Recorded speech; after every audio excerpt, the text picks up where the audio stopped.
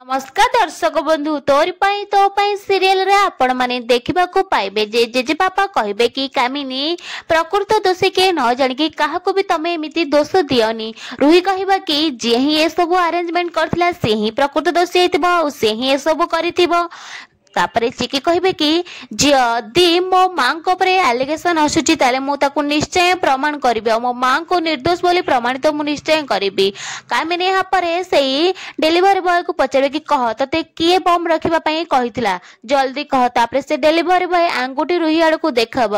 कामिनी कहबे कि एमिति आंगुठी कोन देखुचु ना कह पाटरे खोल के कह। यापरे से कहबे कि रुही मैडम। यापरे कामिनी बहुत जोर रागी जिबे और रुही के गोटे चटका दे कहबे कि तोर साहस केमिति हला तू मो परिवार लोक को बम लगे फुटे की मारिबा को चाहतिलु।